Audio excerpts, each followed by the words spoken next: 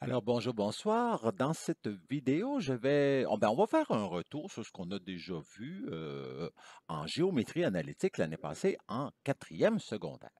Donc, l'année passée, dans le plan cartésien, on pouvait avoir un segment AB. Et avec ce segment-là, ben, on pouvait te demander de trouver ses coordonnées. Donc, ici, la coordonnée de A, c'est 4, 3. Et pour la coordonnée de B, c'est 19, 13. Donc, à ce moment-là, on pouvait te dire, ben, OK, ben, le 4 qui correspond au x du A, on va l'appeler le x1, et le 19, le x2, qui est le x du couple B.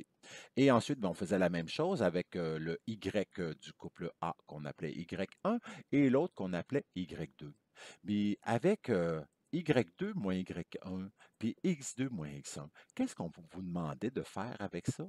Bien, on vous demandait de calculer la pente, ça depuis même secondaire 3.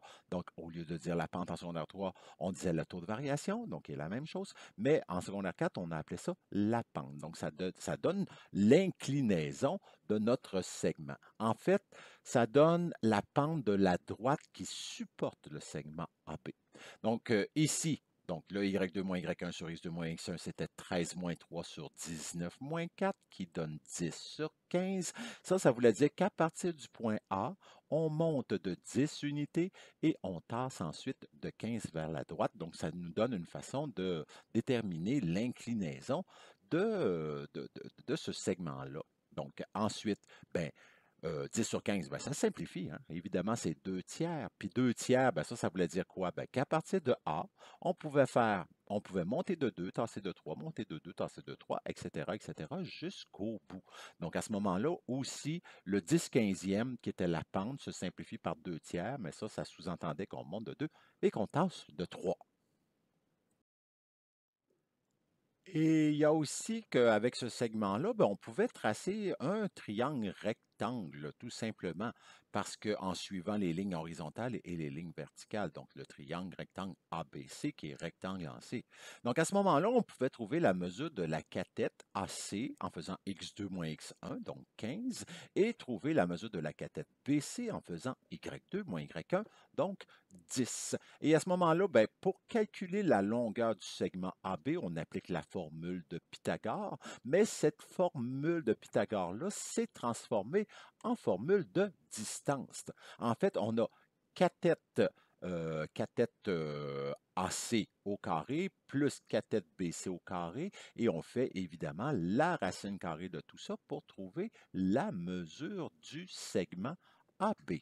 Donc ici, c'est notre 15 au carré plus 10 au carré.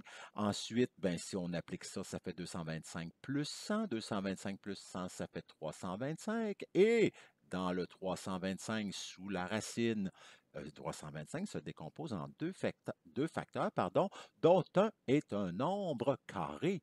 Et en fait, ça se divise par 25. Hein? 25, c'est un nombre carré parce que la racine carrée de 25, ça donne 5, donc ça va bien. Alors, c'est 25 fois 13. Et à ce moment-là, ben, on décompose. Hein? Souviens-toi, dans l'autre chapitre, on faisait la racine carrée de 25 multipliée par la racine carrée de 13, donc qui faisait 5 racines carrées de 13. On a vu aussi qu'on pouvait calculer le point milieu du segment AB. Donc, on- ici, si je veux le démontrer comment on fait pour trouver le milieu qui va là, en fait, je prends la base, ma cathète AC, que je sépare en deux, mesurait 15, donc divisé par 2, ça fait 7,5. Et si je veux trouver la coordonnée qui est vis-à-vis ici, ben, qu'est-ce que je fais? Je prends 4, j'additionne la moitié du segment AC et ça me donne le X, donc le X qui correspond au milieu de AC. Je fais la même chose avec l'autre cathète, donc je sépare en deux, ça veut dire 5 d'un bord, 5 de l'autre, et je vais trouver le Y qui est vis-à-vis ce point-là, donc je pars de 3, j'ajoute 5 qui est la moitié du segment BC, et ça me donne la coordonnée 8.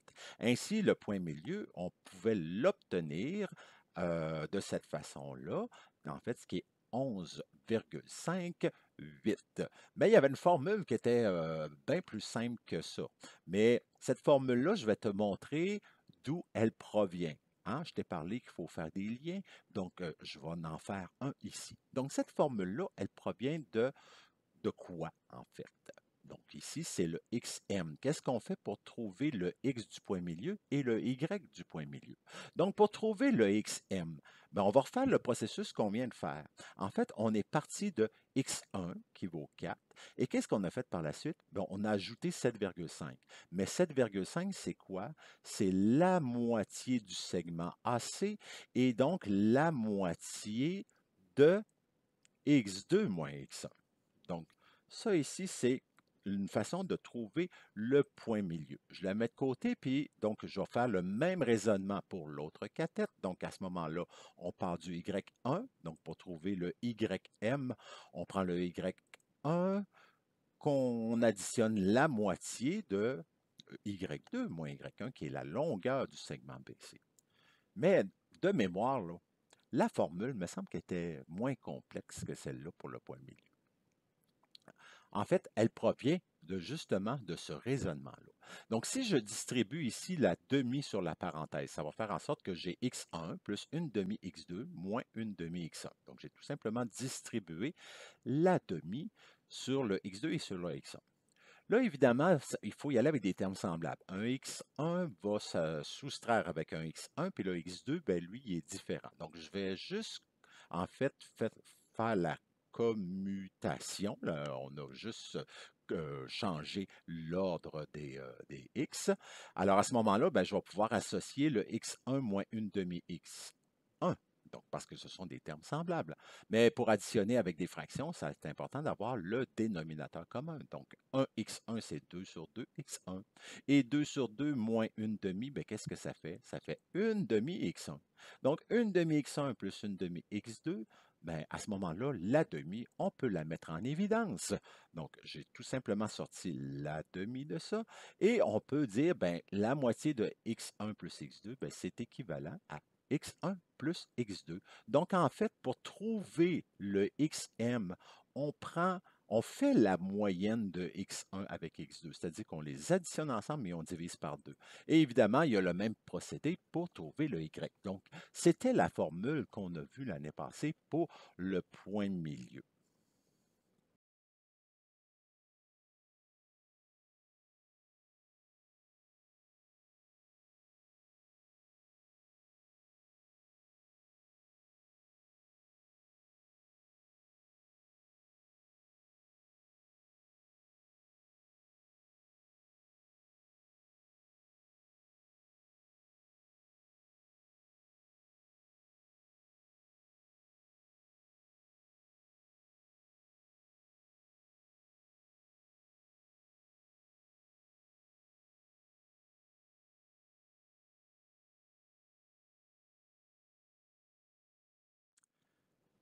Dans la même ligne de pensée, donc on va voir cette année une nouveauté qu'on appelle le point de partage. Ici, le point M qui est situé au milieu, bien, il partage le segment AB en deux parties. Mais on va voir qu'on peut partager en d'autres types de parties que la moitié. Donc, par exemple, je pourrais prendre mon segment AC et le diviser en 5 parties égales. Je pourrais faire la même chose avec le côté BC. Donc, si on veut trouver, par exemple, la position ici qui est 1/5, donc c'est 1/5 à partir de A, ici c'est 1/5 à partir de C. Et si je veux trouver le point de rencontre de ces 1/5-là, en fait, c'est le point P1, on va l'appeler le point P1, qui partage le segment AP. Donc, P1 est situé au 1/5 de AP. Donc, comment on va faire pour trouver la coordonnée? Bien, on va s'inspirer de ce qu'on a fait au départ avec le point milieu. Donc, je sais que mon segment AC mesure 15, donc le 1/5 de 15, ça veut dire que chaque partie vaut 3. Donc, si on veut trouver la valeur de x vis-à-vis le 1/5, ben, en fait, c'est comme tantôt. On part du x1, donc du 4. On va ajouter le 1/5 de 15, qui est 3, et ça va me donner 7. Donc voilà, ici j'ai trouvé le x du P1. On va faire la même chose avec le y. Donc à ce moment-là, le 1/5, ben, je pars de 3. Le 1/5 de 10 qui donne 2. Donc je pars de 3, j'ajoute 2 et ça me donne le y du couple P1. Donc le couple la coordonnée de P1, c'est la coordonnée 7, 5. Donc voilà. On peut aussi, ben, on va trouver la formule de ça. Donc au lieu de l'appeler xm, ici le 7, on va l'appeler le x du point P1. Donc pour trouver le x du point P1, qu'est-ce qu'on a fait? On est parti de 4, on a additionné avec le 1 cinquième de 15, donc c'est-à-dire qu'on part de x1 plus, donc le 4 plus 1 cinquième de 15 qui est mon segment AC. Puis j'ai fait la même chose avec le YP, donc le YP1, hein, que je vais ici, ça me donnait 7. Voilà, il me manquait la réponse. Donc, et le YP, on fait la même chose, le YP1. Donc, pour trouver le YP1, on est parti de 3 et on a additionné le 1 cinquième de 10 parce que BC mesurait 10 et ça me donnait donc la valeur de 5.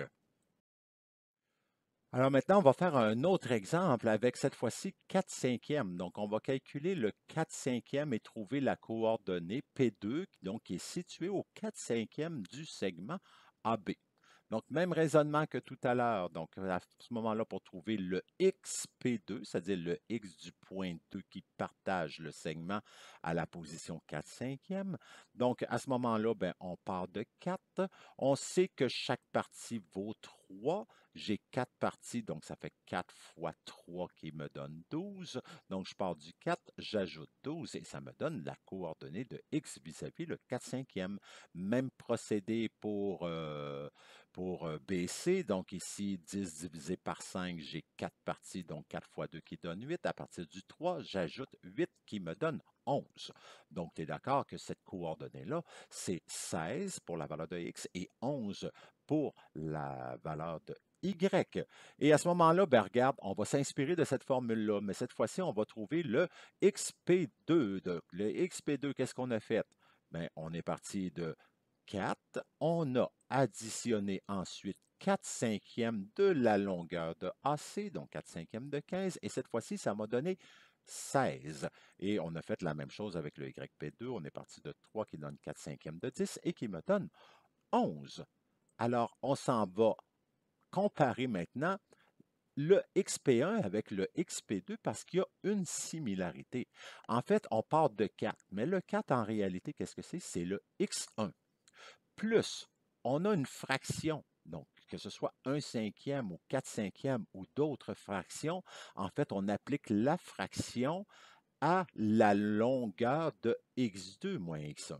Donc, c'est ce qui me donne la formule du xp. Donc, en fait, ça sera x1, donc le point de départ, plus la fraction a sur b, donc 1 cinquième, 4 cinquièmes, 2 tiers, peu importe, et on applique cette fraction-là en multipliant avec la longueur du segment. Et donc ça me permet de trouver le xp.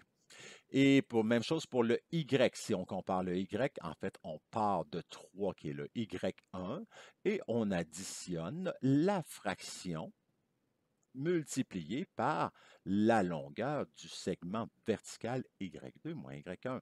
Alors, c'est ça. Maintenant, tu peux écrire ça dans ta feuille de notes. C'est que, en fait, pour trouver le point de partage, donc ici, le point P qui partage un segment à partir d'une fraction, c'est la formule qu'on va utiliser.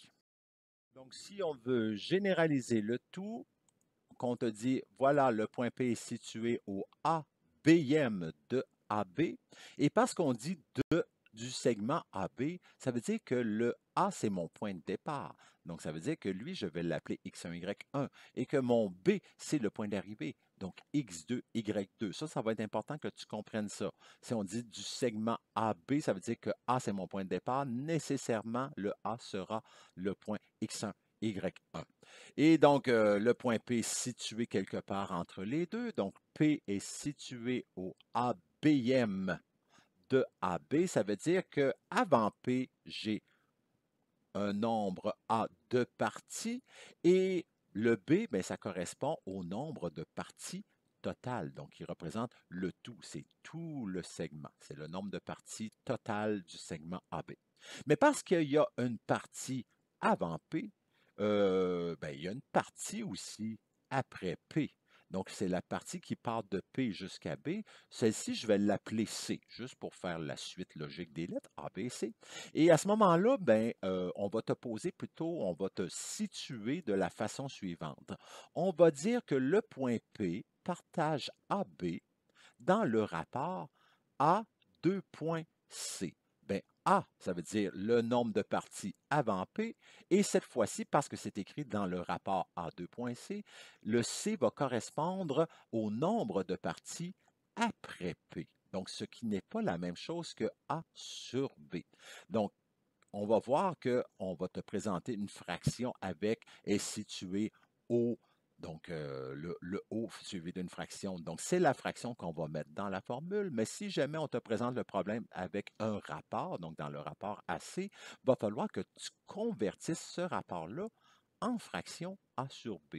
Et dans le fond, ben, pour trouver le B, qu'est-ce qu'on fait? Le B, ben, c'est la somme de A avec C. Donc, pour trouver le B, c'est A plus C, tout simplement. Donc, on va aller voir un exemple pour mieux comprendre tout ça. Donc, ici, j'ai la coordonnée A, moins 5, 10, la coordonnée B qui est 19, 28. J'ai le point P. Donc, ici, qu'est-ce qu'on me présente? Ah, ben tiens, voilà un exemple de rapport. On dit que P partage BA dans le rapport 1, 2.2. Et parce qu'on dit BA, ça veut dire que le point B, c'est mon point de départ, c'est lui que je vais appeler X1, Y1 et l'autre X2, Y2. Donc, à ce moment-là, quand je dis qu'il est dans le rapport 1, 2.2, ça veut dire que j'ai une partie avant P et j'ai deux parties après P. Et si je veux trouver la coordonnée du point P, bien à ce moment-là, je ne mettrai pas la fraction 1 sur 2, parce que non, il faut avoir le total. Le B, c'est la somme de A avec C. Donc à ce moment-là, j'additionne la partie avant et la partie après qui va me donner le tout, donc en fait le nombre de parties totales de mon segment. Donc à ce moment-là, ben, pour trouver le XP, qu'est-ce que je vais faire? Je vais prendre le X1 et je vais additionner, donc avec mon rapport transformé en fraction, 1 tiers, et ça va être 1 tiers de x2 moins x1, c'est-à-dire moins 5 moins 19. Donc 19 plus 1 tiers moins 5 moins 19, ça fait moins 24. Le tiers de moins 24, ça me donne moins 8, et 19 plus moins 8, ça me donne 11. Et bien, on va faire la même chose avec le YP pour trouver le YP. Donc, à ce moment-là, on part du Y1. Hein, on suit la formule. Y1 qui est 28 plus le tiers de. Le tiers de quoi? C'est de Y2 moins Y1, donc de 10 moins 28.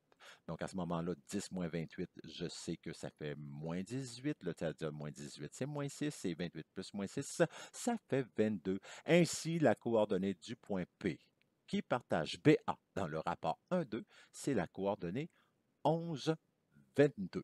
Et voilà, donc tu as de quoi t'amuser en masse avec le point de partage. Bye bye, bon travail.